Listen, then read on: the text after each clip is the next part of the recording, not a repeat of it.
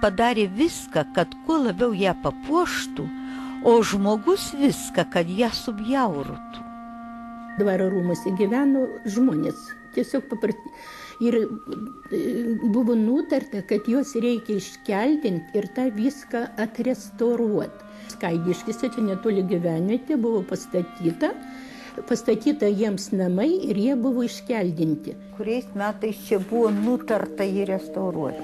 76 metais. Ir aš dalyvavau tame irgi. Manęs čia mano pavardės nėra, bet aš buvau pakviesta, kad ten ir tvenkinius sutvarkyti. Ten savo laiku buvo dar šiltnamiai ir šiltnamis nukelt. Pagalbinis dvaro pastatas, tai jis buvo ten sutvarkytas Ryšių ministerijoje, ten buvo įstaiga padaryta.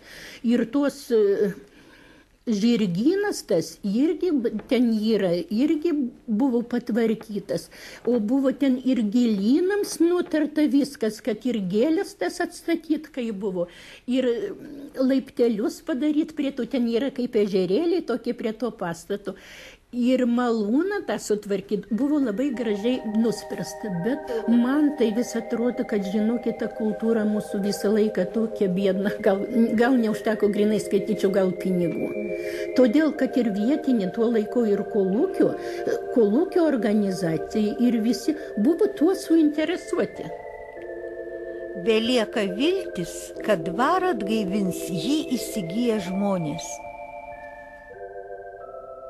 Labai tokia maloni ir graži tema buvo mūsų totoriai. Tokia graži mūsų tautos pagražinimo totorių šakelė. Ir žmonėm bibliotekoje pasakoju, kad totorius visi nemėžiai žino. Totoriai pasižymėjo sąžiningumu, nepasitaikydavo, kad juos teisdavo už kriminalinį nusikaltimą. Kaip patikimo žmogaus reputacija išlikus ir dabar.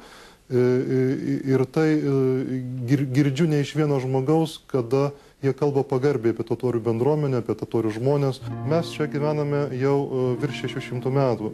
Iš tiesų mūsų unikali yra istorija. Prieš 300 metų mes praradome gimtąją kalbą. Kaip jūs kalbate šeimose?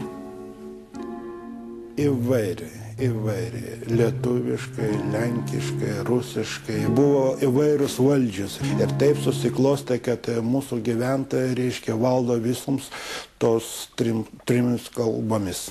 Unikalumas galbūt yra tame, kad totoriai išsaugojo islamo tikėjimą. Tam tikrą prasme neleido ištirpti. Kiek čia yra totorių dabar? Mūsų Nemėžio totorių bendruomenė sudaro virš 300 bendruomenės narių. Kiek ateina į mečetę žmonių? Į mečetę per šventės ateina įvairiai. Pavyzdžiui, jeigu šventė sutampa su išeidinė diena, reiškia daugiau. Daugiau ateina, būna iki 200 žmonių. Čia telpa 200 žmonių? Tiek telpa čia, mečetėj, o visi kiti lauke. Galima melstis ir lauke, taip? Tie, kurie melsiasi, labai mažai jų yra. Gal 15 žmonių, iki 20 žmonių būna. O taip ateina, pabūti, jie ateina pabendrauti tiesiog. Ir pabendrauti. Jūsų kunigas yra imamas, taip, jeigu neklystu. Imamas, mula, tai vadinasi. Mula. Ir dabar šitie šventikai, iš kur jūs juos išsiauginate? Juk čia nėra jokios dvasinės mokyklos. Ar nereikia tokios dvasinės? Reikia tokios dvasinės mokyklos. Tokia dvasinė mokykla egzistuoja ir dabar. Ją remia Turkijos ambasada. Mūsų mokykloje, Nemėžio Švento Rapolo mokykloje, yra skirtas laikas, yra skirta klasė, kur lanksto, reiškia, mūsų vaikučiai ir mokosi Koranui. O kas liečia imamų, tai praktiškai čia perdodama iš karto į kartą. Sudėtingas tas mokslas, reiškia, viskas, ir išmokti visą Koraną, tai reikia ne vieni metai.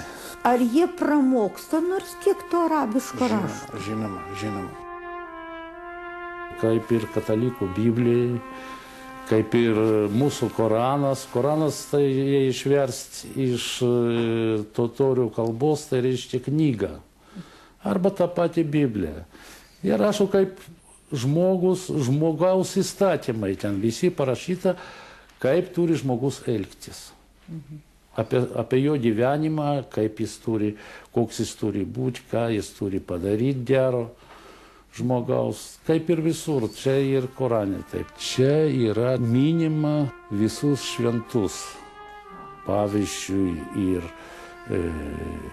Kristaus čia yra vardas parašyta ir visų šventų yra surašyti. Visi šventieji čia surašyti, taip? Taip. O ką reiškia va šita pakyla? Kas čia yra, šalia kurios jūs stovite? Čia yra pakyla, čia užeina imamas ir skaito maldas. Šliūbą čia duoda pats imamas. Čia negalima įžengti moteriai. O kaip per šliūbą? Per šliūbą, kodėl? Galima čia įžengti.